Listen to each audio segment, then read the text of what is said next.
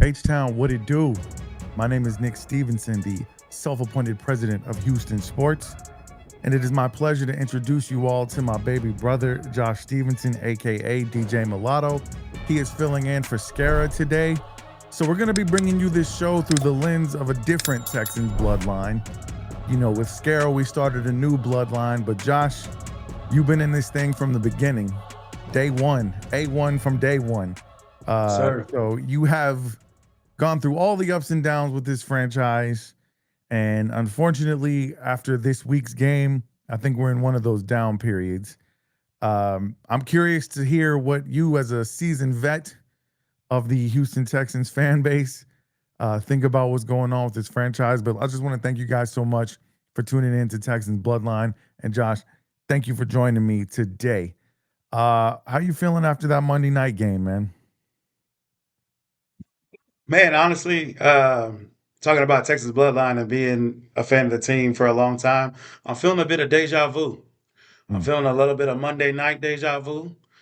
So many times over the years, I remember when we first started getting primetime games, I couldn't wait to showcase my favorite team in front of the world. And somehow, some way, after a while, I was like, man, can we just play on Sunday at 12 o'clock? You know what I mean?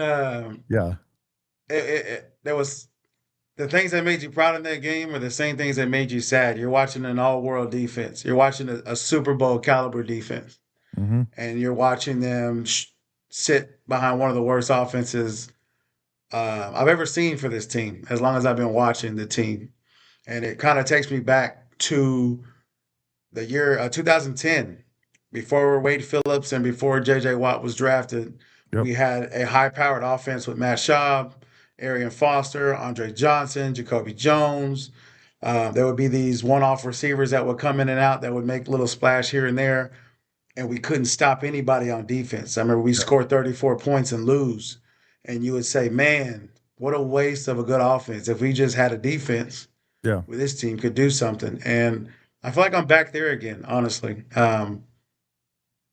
Yeah, and I'll get more into to more of that deja vu as we go Yeah, on. yeah. I'm glad you brought that up, man, because first of all, I'm sure that you are a listener of the content that I do, and I appreciate you so much for your support. You know, us brothers, we got to stick together. I've talked multiple times on this show and on Twin Toros about how D'Amico Ryans needs his Wade Phillips on the offensive end. And that's going to get me into offensive coordinator Nick Caley.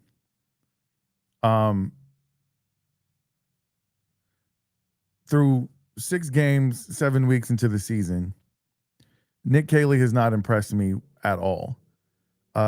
Nick Caley was supposed to be a student of Bill Belichick. He was supposed to be a student of Sean McVay.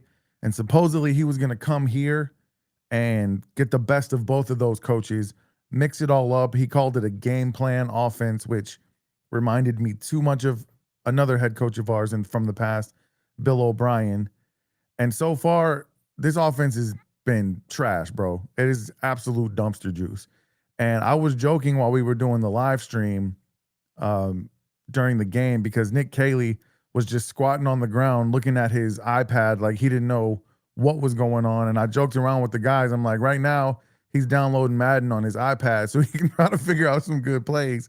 And he needs to stop hitting X and maybe try Y because this offense is trash, bro. It's just trash. And while I want to give D'Amico Ryans some benefit of the doubt, at the end of the day, he is the head coach.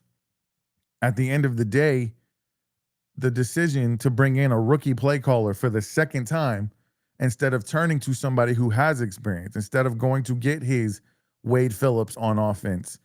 And I can't hold D'Amico Ryans 100% responsible because Nick Caserio is the GM of this team. And I'll be honest with you, because of where Nick Caley came from, this is what it felt like happened. Feels like Nick Caserio said, all right, I gave you Bobby Slowick. That didn't work out. So now it's my turn. And I'm going to go get a dude who I know, who I'm familiar with, who coached for the Patriots, who coached with the Rams. And now it's my turn to pick a guy. And both of them were wrong at this point.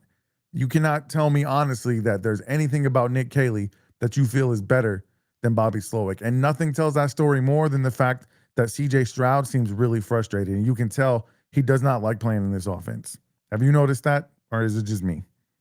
I think there was just frustration and confusion all over the team. You know, seeing these highlight reels of three of our offensive linemen blocking one guy in multiple games, giving up a free blitzer, guys running into each other. I actually know exactly what you're talking about when they showed Nick Haley on the sideline. It was right after he ran the exact same play on third down and then ran the exact same play on fourth down. He It just was kept never hitting going to X. work. He kept hitting X. He was hitting the Yeah, ask Madden button. it never was gonna work. Like at this point, honestly, bro, I really want to write a letter to Bobby Slowick, tell him we're sorry. Like at this point, I would take Bobby Slowick's offense because I'm telling you, when I tell you this is a championship caliber defense, bro, this is a championship caliber defense. So Yeah. I'm telling you, if you had a mediocre NFL offense, you Mm-hmm. could easily have a winning record right now. For sure. Every team that we've lost to has been a very good team, has been an elite winning team. Yeah. But those are the teams you're going to play in the playoffs. You're not going to play the Ravens. You're not going to play the Titans in the playoffs. Right. So the defense has set you up that if you just have a mediocre offense, Mm-hmm. if you can score 14 points, we can take it the rest of the way. Just give us some freaking points. 21, 14 points, we're winning these games. Yeah. And to get down on the 1 yard line, when you see, I get it, our offensive line is not Philadelphia's, anything close to Philadelphia's. But when you see what's going on with the tush push, I mean, even the regular traditional quarterback sneak at that point, like get in the end zone. Yeah. Um, and honestly, when you talk about Casario, which I've been high on Casario on some of his draft picks, and a lot of people are, but he does have some busts. He does have some, and we've been drafting busts on the offensive line position since I can remember. Yeah. It almost feels like none of those guys work out. But when I didn't know who Nick Caley was. I'm gonna be honest with you, but I heard Rams, so I'm thinking, okay, Mike McVay. I like what they're doing. Puka Nakua, they explosive Yeah. offense. I had no idea that he had ties to the Patriots. Once I found that out, I felt like the curse of Jack Easterby was coming back to haunt us again, bro. Yeah. It's like as soon as we have a couple seasons Mm-hmm. where we get that bad taste out of our mouth and we feel like, man, we're right there. You go toe to toe with the Chiefs and you feel like the officials gave them the game. Man, next year, with a few more pieces, we're going to be. And then, to start the season off, I've seen Kansas City lose 2 games. I'm like, oh, yeah, it's wide open. But Yeah. we lose you know what I mean? In And hindsight, do you think they should have brought Bobby Slowick back for one more year? I would, in hindsight, I'd rather have Bobby Slowick. Um, at this point, I honestly don't want anything to do with anyone from New England because the Yeah. only people, first of all, when Tom Brady left New England couldn't even do New England. Right. So at the end of the day, what New England, who Tom Brady is what made New England work in the first place. And Yeah. we don't have Tom Brady. We don't have the offensive line. We don't Yeah. stop trying to be Tom and then the things that he says, like you said, it reminds you. I know exactly. It reminds you of Bill O'Brien, Mm-hmm. where we don't have an identity. We adjust our offense every week. Me, I'm not an NFL player. As a football player, I would like to get in a rhythm and say, hey, this is what we do. Come line up and beat us. Yeah.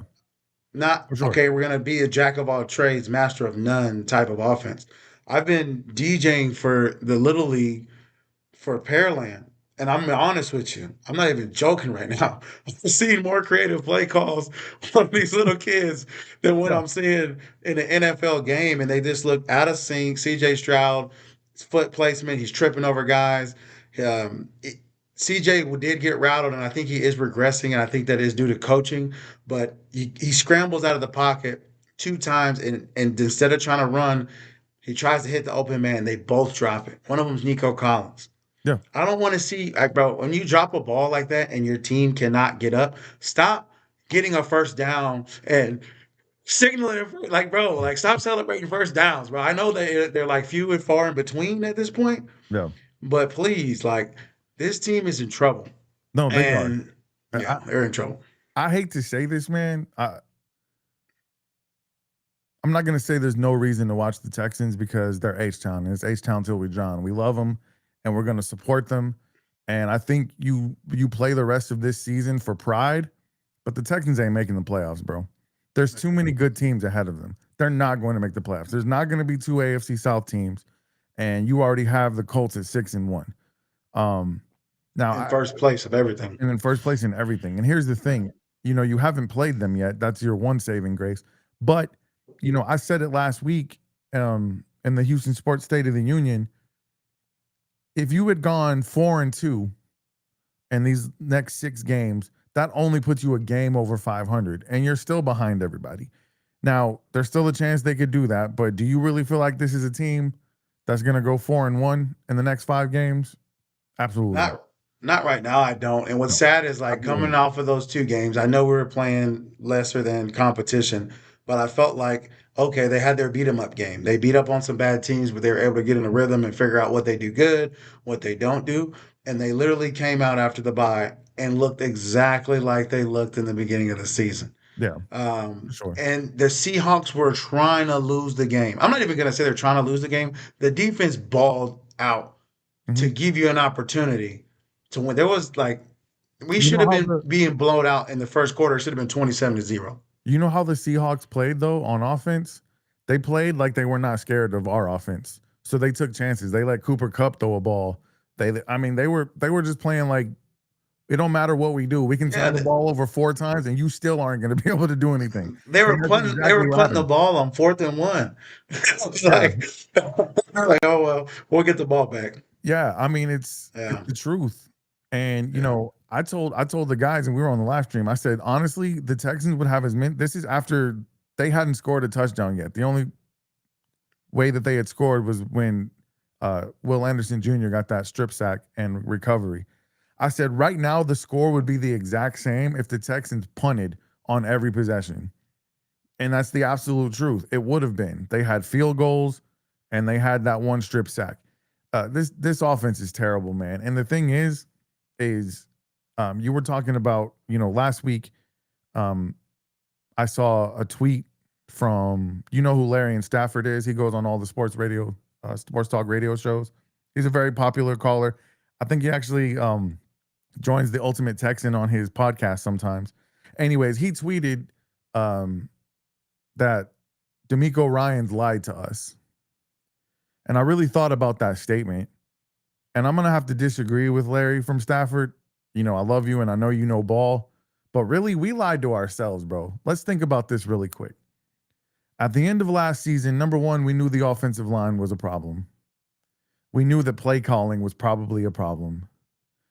And we knew that, the wide receiver position, we had Stephon Diggs. That didn't work out the way we wanted it to, but he was still a vet. Losing Tank Dell, we understood that hurt. How did we convince ourselves that bringing in another rookie play caller who's never done it before, getting rid of our best offensive lineman on an offensive line that was already trash, and then going bargain basement hunting for their replacements? Let's keep it real, bro. Laken Tomlinson, Trent Brown, Ed Ingram's actually been pretty decent. But that's not the top of the line, guys. You're in the $5 bin at Walmart for these guys. And then you get rid of Laramie Tunsil, which I understand he had his issues, but he was still a very elite pass protector.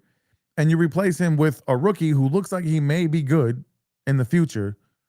But to put him in that position and say, hey, this is a team that has Super Bowl aspirations, go out there and play left tackle, and you keep the other team's best pass rusher from tackling our quarterback. Oh, by the way, Cole Popovich, yeah, he was a coach on this offensive line last year. We're going to keep him. Now we're going to make him the coach, the main coach of the offensive line. How did we convince ourselves at the beginning of this season that was going to work? Really, bro, we lied to ourselves. We should have known better. Not only that, you don't have Stephon Diggs. You replace him with Christian Kirk. You lose Tank Dell. You get 2 rookies in here who I think, listen, Jaden Higgins, Jalen Knoll, I think they're going to be good. I don't know for sure, but I think they're going to. But don't tell me that we should have believed this team had Super Bowl aspirations with everything that I just talked about. Really, D'Amico didn't lie to us because nobody in the Texans organization said, hey, we're going to the Super Bowl this year. They never said that. It was us. We drank the Kool-Aid again. And now in hindsight, I don't think it should be all that surprising that this offense is as bad as it is, to be honest with you. I think it's a bad move when right now is your window when you got, Will Anderson and CJ on rookie deals. You have the money not to bargain, right? Mhm. And as far as the decisions that were made, when they first got rid of Laramie, I was like, all right, cool. I felt like, yes, he is a great player, and everybody was mad about that. But I was like, hey, you can't have your leader. He came off like a guy that was a veteran who doesn't really, work hard at practice, doesn't, Mhm. gets false starts all the time because he's really not prepared. He relies on his God-given ability to go out there and be great. You don't really want him to be the captain of your offensive line because you got a lot of young guys on there. You need somebody to set the tone and come grind and all that good stuff. Yeah, I But said this all the time. He wasn't a D'Amico guy. He was a yeah, good player, elite at one part of his job, but he wasn't a D'Amico guy. He didn't have that swarm mentality, that relentless work ethic. That wasn't him. And so I understand why they let him go. However, right. when they did, I was like, hey man, you just freed up some money. Go fix this offensive line. They didn't do that. I mean, Jake Talk about the Andrews. Jake Andrews is another former Patriot. Uh, at the end of the day, bro, really, we had rose-colored glasses on, and I don't think we should be as surprised as we are um, that this offense is as bad as it is. And you were right, man. They're wasting a Super Bowl caliber defense, and that's the part about it that sucks, bro.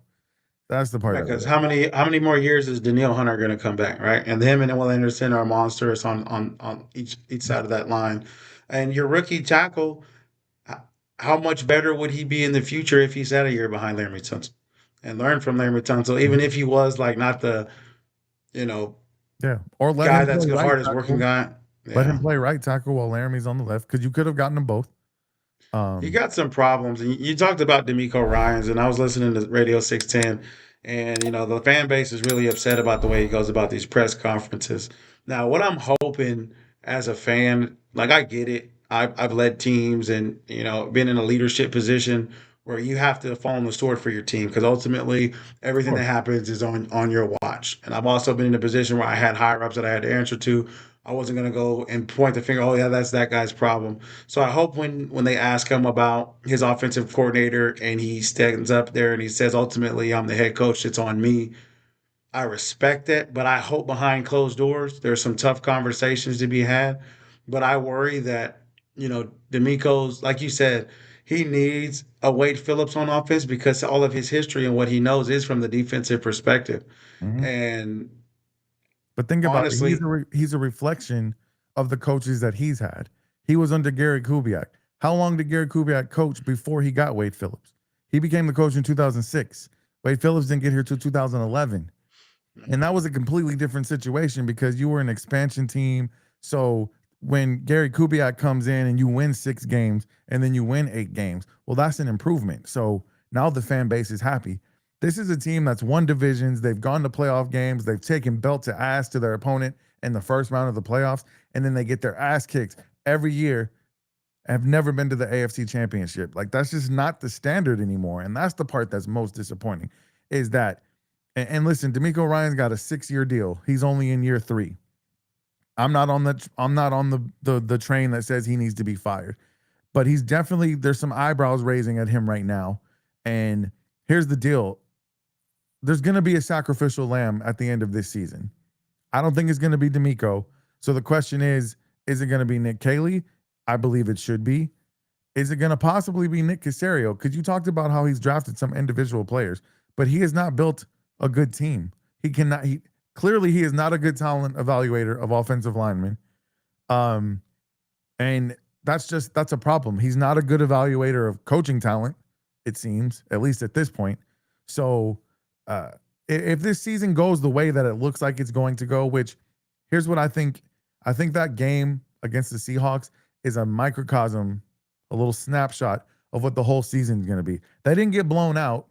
It was just close enough that you stayed up till 1:30, almost 2 o'clock in the morning to watch because they were close and they just might, and then they let you down. And I think that's how this season's going to go. I wouldn't be surprised if they win 2 out of the next 3 games at home. Um, but then yeah, what are they going to do right. when they have to go out on the road? Are they going to have a letdown versus the Titans? Are they going to get beat down on national television again when they play the Bills? It's just you can't trust this team right now, and it sucks, man. And here's the deal: like I said, me as a Houstonian, as somebody who reps H-Town till I drown, I'm gonna watch every single game and I'm gonna be cheering for them in every single game. And I want to see some improvement, but I also want to see some accountability. And if something's not working, and straight up, bro, like right now, this ain't working. Whatever is going on, you already had your bye week, so something's got to give though. And for me, I think somebody's going to get fired either in the middle of the season or by season's end. And I don't care that this is Nick Caley's first year. DeMeco Ryans can't afford to play around like his head coach, Gary Kubiak, did.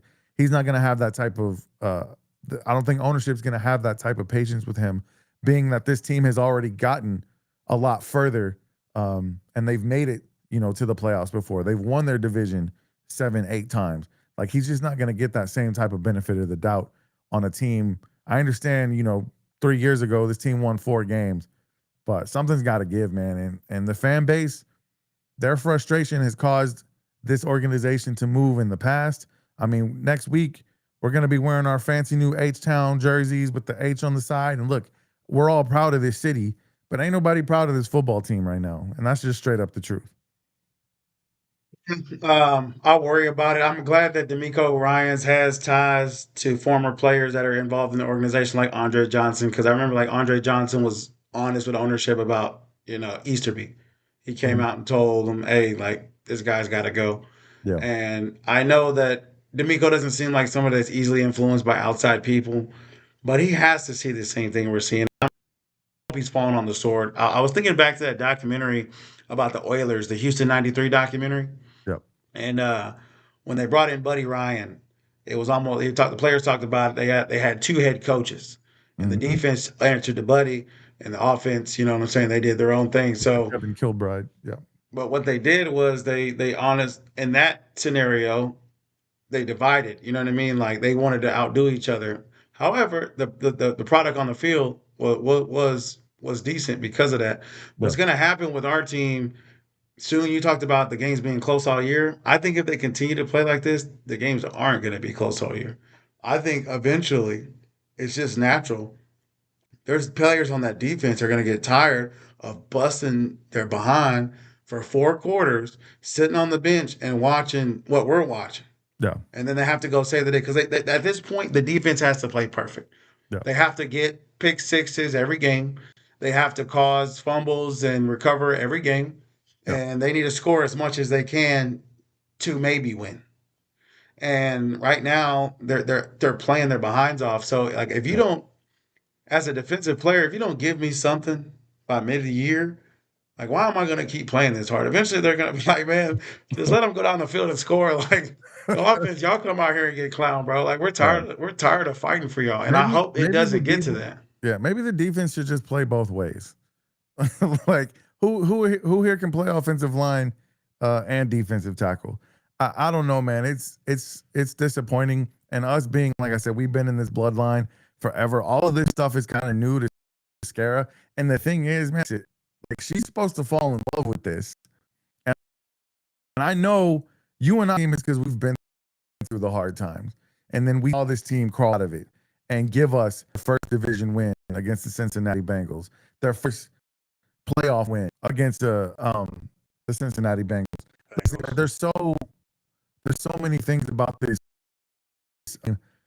is good, like that you really could get behind and fall in love with. The story of DeMeco Ryans returning to the team he played for. The story of CJ, everything. All of these guys are really good people, really great players, but it's just not meshing on the field right now, and that's what makes this season so disappointing. Like I said, I'm not telling you to give up supporting this team. If you love football, if you love the city of Houston, then you're going to tune in every Sunday. And I want to let you guys know that this Sunday we will still be at timeout number 3. We're still going to be repping H-Town till we drown, and we're going to have a good time doing it. We might have to distract you away from the game a little bit with some games and some prizes and some good food and some good music. But I still, one thing that I hope that Scara doing this show, one thing I hope that she learns is that you do have to go through this, and that nobody respects somebody who only supports a team when everything's sunshine and roses, right? Like nobody has respect for a bandwagon fan. If you can go through this and stay loyal to the team, then whenever the team gets back on top, people will look at you and say, you know what, you deserve that. You earned that. And I think you and I are in that boat. And I hope Scara will join that boat soon. But we still want to see you guys out at timeout. I know Josh, you have some prior obligations that you won't be there, but I'm still thankful that you came on this show, gave some really, really good insight. I hope those of you who are watching this show, who maybe don't quote unquote know ball, similar to how Scara is, I hope we maybe gave you a little bit more insight. And it's just, it's unfortunate that the tone is so negative right now, but that's where we are with the Texans, man. So, Josh, I appreciate your support. I want everybody to know where they can find your socials. So go ahead and shout out where they can follow you. Obviously, DJ Mulatto, so we know you're doing your thing out there on the ones and twos. Let them know where they can find you on the socials and let them know about what events you got coming up.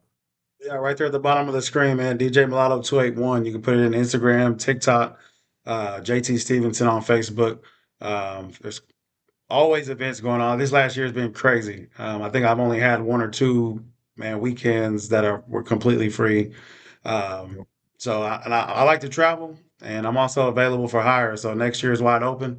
Um, we got some events to close out the year. November 16th, I believe it's a Sunday. Be down at Houston's Exotic Pop, Houston, little legendary store down there.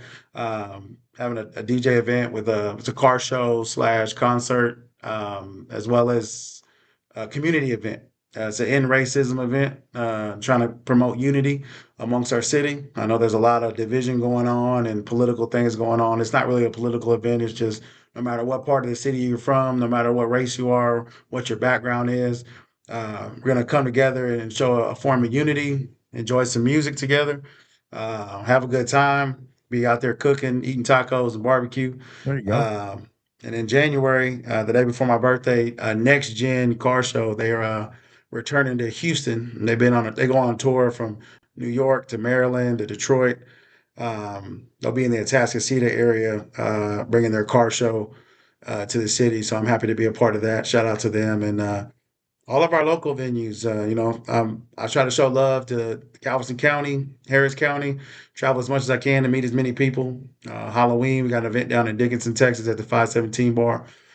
So tap in on the socials, man. I post flyers all the time where we're going to be at. If you enjoy music, one thing I do take pride in, I call myself one of the most versatile DJs in this city because there's not a genre that I didn't grow up listening to, as you know. So Yeah, I for like to sure. cater to everybody. So. Hey man, you're out there on your grind, bro, and I'm so proud of you. So proud to see you doing your thing. I thank you so much. You always come through in the clutch when I need a guest host, whether it was on Smells Like Middle Aged Spirit podcast. Now we're doing the thing on Texans Bloodline. You stepped in for me on a couple other events too, man. So I really appreciate you. Thank you so much for doing the show. One more thing before we go. This weekend, Saturday, Pearland, Texas, I will be at the Oilers youth football game. They're playing the night games. I think they start at 6 o'clock going into the night. It is 90s H-Town theme night for their homecoming. So I'll be out there DJing the event as well as the football game. I try to get the kids out there that NRG experience. We're going to have the Undertaker dong on third down, big plays, get big music. So anybody in the Pearland area that supports the Pearland Oilers, man, I'd love to meet y'all and have y'all out there for a good time. So That's what's up, man. You get DJ Mulatto on Saturday and come see the president of Houston Sports on Sunday. I dig it, bro.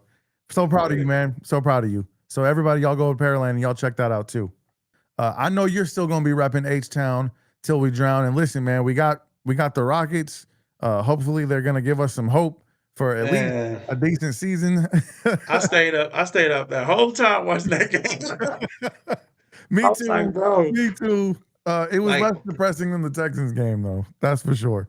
yeah, but it's just frustrating, bro. Like, as men, we work hard all day. We deal with all this stuff. And, sometimes it's like everything's going wrong in your personal life. And you're just like, man, if I could just watch this game and they Yeah. win, I have something. And when they Yeah. lose that late at night, you just like, it's just Now like the you nail gotta in the get up coffin. early in the morning. You're like, man, I should have went to sleep. Yeah, for sure. But For no, sure. man, we're gonna always rep the H, man. That's what I love about you. That's what I love about our dynamic. When you're out there and you're playing your music, you're gonna have the DJ Screw going. You're gonna have the Fat Pat. You're gonna have everything that represents H Town going. So, and it makes me proud that we rep the H as hard as we do. And I've been getting compliments about your voiceover on my trailer. Your trailer was perfect, just representing what this whole thing is about. So you guys, please, if you haven't subscribed to this channel, subscribe to Houston Sports State of the Union. Support all my other projects, Texans Bloodline, Twin Toros, Houston Sports State of the Union podcast, and everything that I'm doing on this channel, man. I'm trying to grow the channel. I'm trying to be on my grind, being inspired by my little bro who's always on the go too. So Josh, thank you so much for being here.